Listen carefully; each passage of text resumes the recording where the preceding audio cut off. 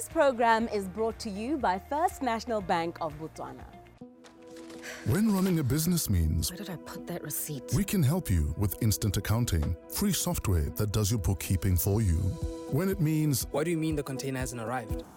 we help protect your business from risk with Mohwebi Insurance. And when it means How do we pay our staff that don't have bank accounts? we help you make multiple payments directly to people's phones with e-wallet bulk send. At FNB, we're constantly innovating to help business owners at every stage of their journey.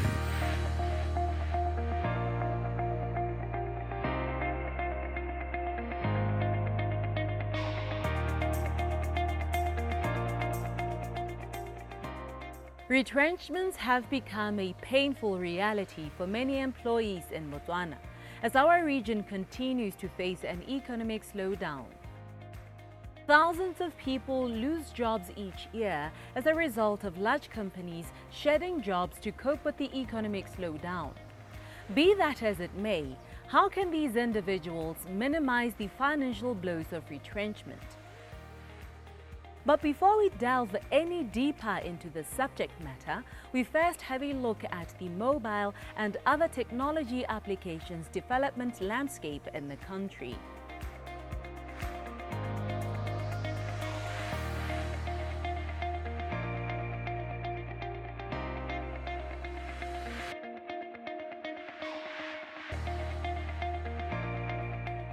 Mobile applications have fundamentally transformed nearly every aspect of our lives. Ordering food, making a grocery list, checking account balances, and communicating with others. We have also realized the development of apps that present us solutions to problems that already exist, but operate outside the convenience of a mobile device. Banks have adopted queue management applications. Medical aid trusts are utilizing applications that keep track of their member benefits, while also making sure that service providers at clinics and hospitals have access to the same. Essentially, with the advent of technology, life as we know it is rapidly changing, with more and more solutions to everyday life being achieved through the development of applications. While most of the world is fast embracing applications that are developed within their countries and regions, the same cannot be said for Botswana. Currently, there are hundreds of app developers in the country with various products on the interweb.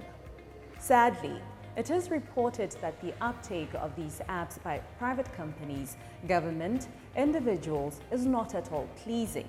So much so that the Botswana Innovation Hub, mandated to grow the innovation sector, have taken to developing a policy framework to address the issue.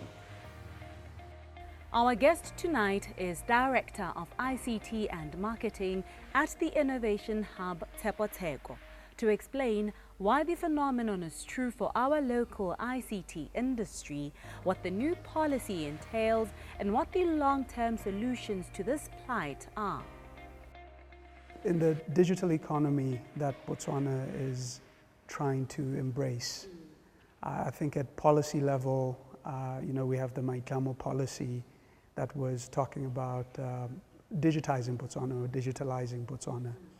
It's an old policy, still yet to be implemented. So the key thing here is what you're talking about with apps, or the lack of uptake in apps, is because there's some few things that still need to be achieved to facilitate that. The first is procurement. The way, be it government or industry, the way procurement happens, it usually requires and favors, because of how it's done, it favors maybe international, development companies. Example I can give you is, if you're going to develop something and Microsoft is offering a similar solution, companies and the government is likely to buy from Microsoft, because they have a track record, having done it for so long. In Botswana, our innovators are only developing, the first applications that they're looking to commercialize. Those who've done it for some time, they will then have the track record And usually it's those who have had international brands working with them. So the system integrators in Botswana get more of the business than local startups. The second issue is a confidence issue. Confidence in buying local, because there's no proven track record in providing that solution. Thirdly is the issue of access to, to data, the right data in order to test one's application before you try and sell it. And this is part of what's called, an open data policy that we don't yet have as a country, that would give innovators access to data sets that they can use to test their applications so that they can improve them before they actually try and sell them. So where do you, as the Botswana Innovation Hub, come in? By coming in as a middleman, if I could put it that way. We're brokering trust between the procuring entity, be it government or industry, and the innovator, the one, the app developers. So by improving, one, to ensure that the app works, and two, there's a business model around the app that will satisfy, the customer. Yeah. So this is why we have a tech entrepreneurship program that assists in this. We also have a program that supports in skills development for digital innovators in order to ensure, again, that they're developing their apps using best practice, software architecture, software craftsmanship, so that it can compete with international, products and services. On the issue of,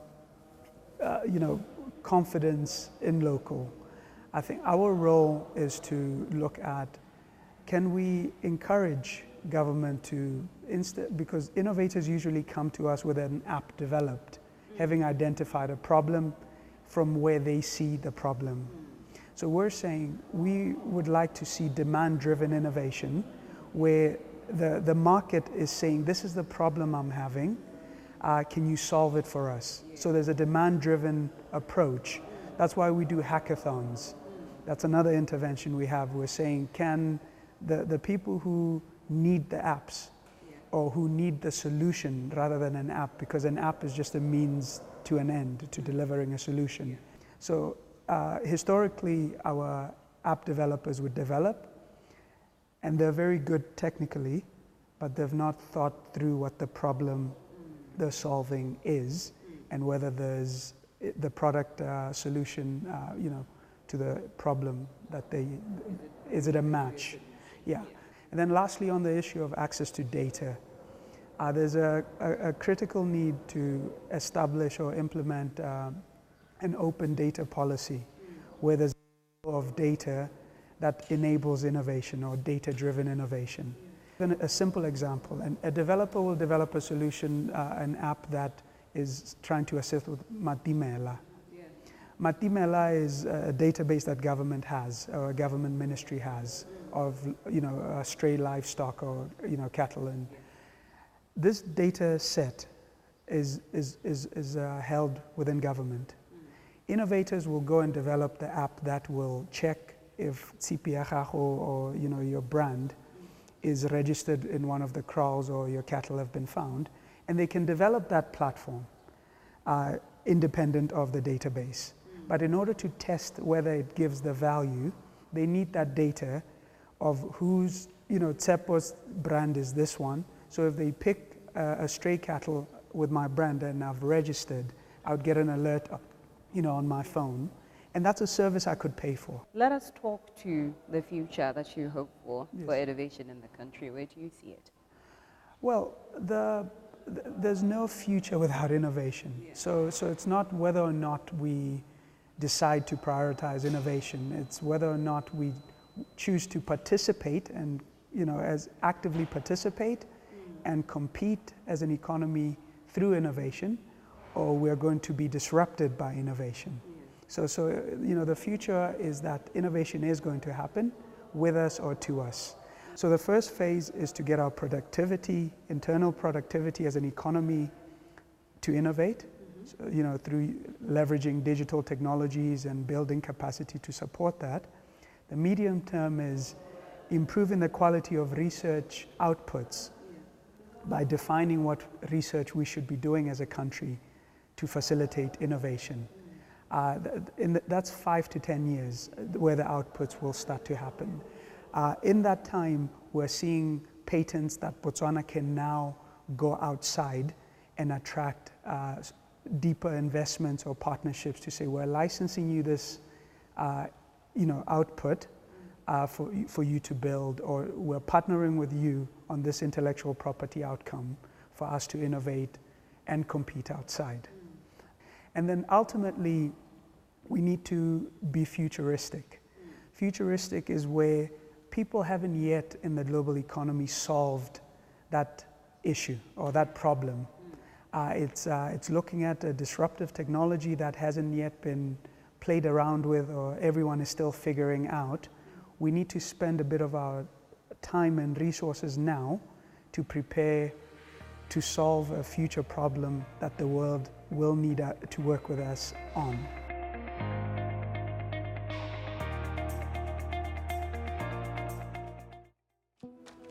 When running a business means Where did I put that receipt? we can help you with instant accounting, free software that does your bookkeeping for you. When it means What do you mean the container hasn't arrived? we help protect your business from risk with Mohwebi Insurance. And when it means How do we pay our staff that don't have bank accounts? we help you make multiple payments directly to people's phones with e-wallet bulk send.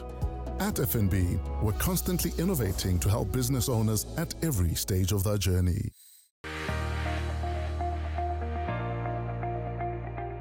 Welcome to First Issues.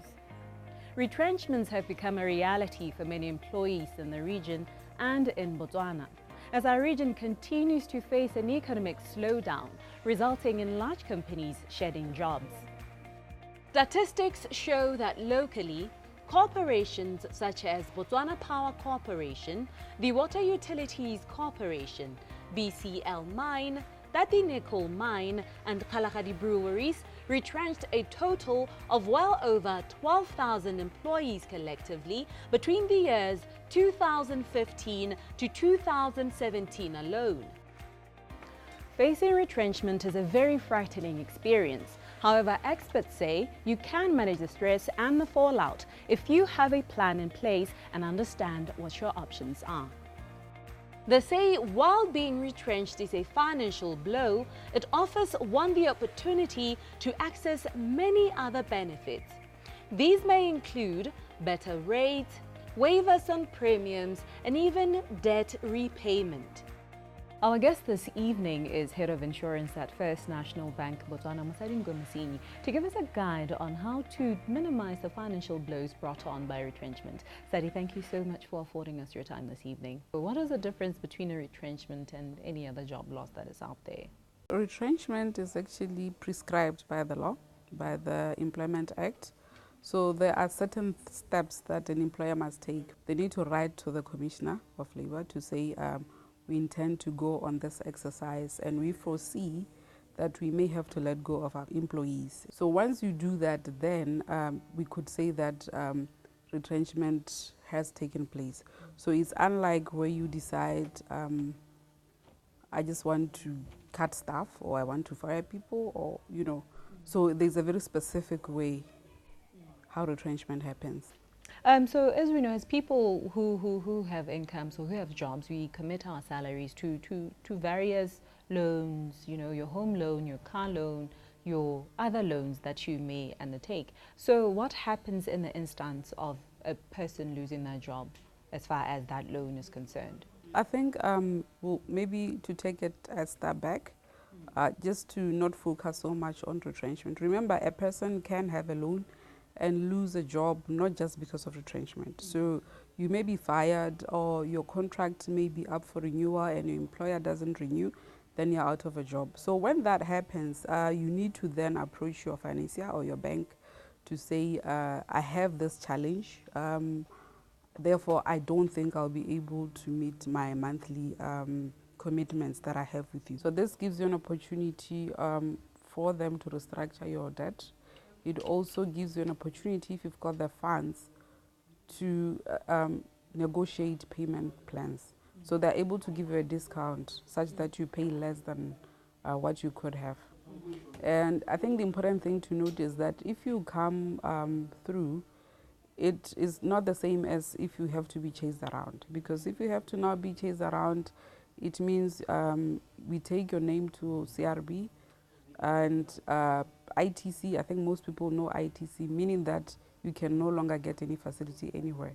We know that insurance is a need, so it's then critical for you to look at it with your advisor to say, looking at what I need and the cover that I have, what can I trim down? So perhaps you had a 2 million Pula cover, you would opt for a lower sum assured, so that then you pay a lesser premium. So some products would give you a payment holiday. So you go in and say, I've got a hardship, and they're able to give you a few months to not pay your premium.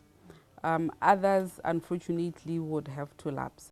So those are some of the things that you can do. So the thing about life policies or insurance policies, though, especially those that are paid monthly, you can't do that for an extended period of time. So most of them, you can't keep going on a payment holiday, and you can't stretch the payment holiday. So typically it would be 3 months or so, and you have to discuss with your insurers. Let us sum up our conversation, and you could give a word of advice to our viewers at home. When you lose a job, whether it's retrenchment or not, talk to your insurer. Talk to your bank rather. And it is fortunate that now we've got insurance covers such as retrenchment that can actually help in the case of a job loss. So remember, as we said before, retrenchment is very prescribed. So the insurance covers that we have also will only cover you if you lose your job in the prescribed manner. Again, there are terms and conditions that one needs to be aware of when taking that cover. If you are self-employed, you are not covered. If you're a director of a company, you will not be covered. If your employer has already advised you as an employee that we're going to undergo such an exercise, this cover will not respond.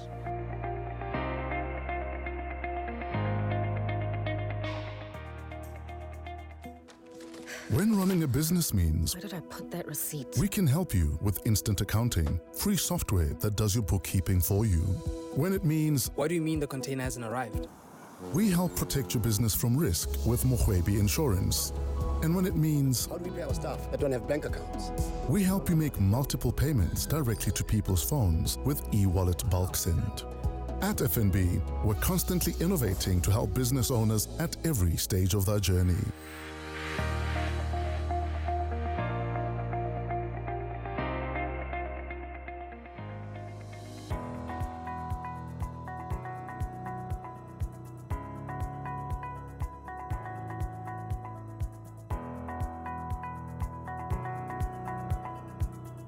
Welcome to First Issues. Perhaps you've heard the old adage way too many times and have become desensitized of it. But the cliche is true. When you fail to plan, you plan to fail. No one person believes those words to be any truer than our guest Tumelobi Tumelo, who emphasizes the need to plan what you would do with money before actually receiving it, especially as a loan. She says, oftentimes people get a loan because they qualify for it, not necessarily that they need it or have done any homework on the various loans available to figure out which ones would best suit their needs.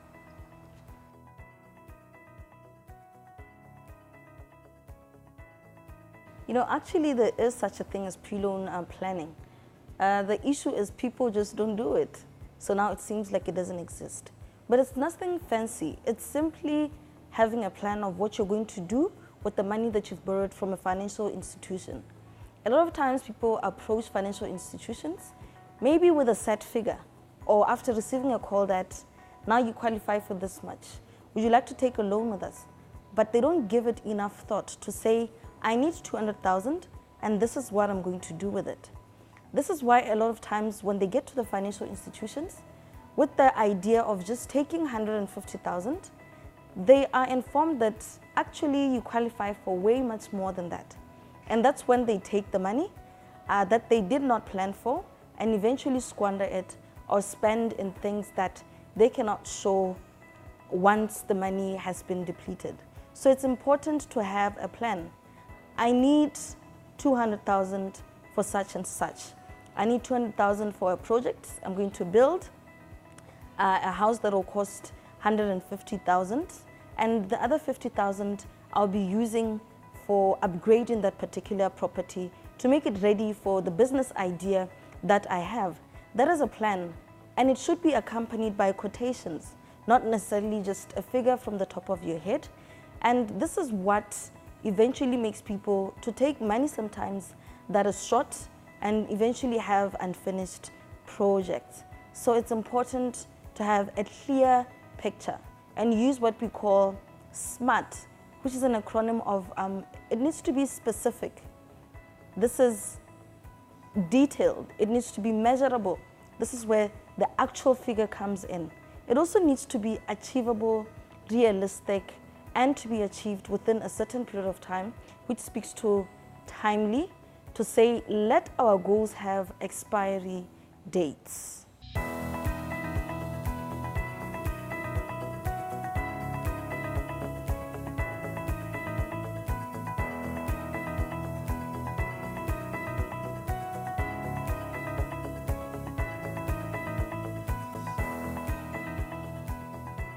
Before we bid you good night, let us remind you of the importance of preparing yourself for a lot of life's eventualities, especially job loss.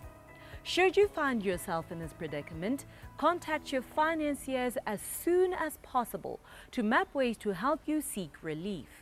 We've now come to the end of our program. Have yourselves a pleasant evening.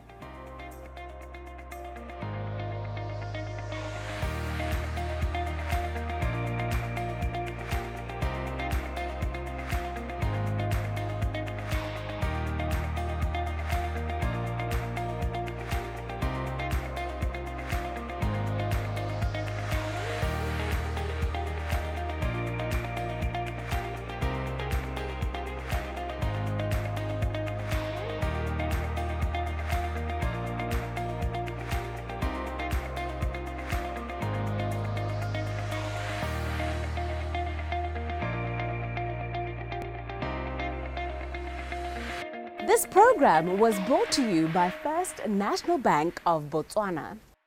FNB, how can we help you?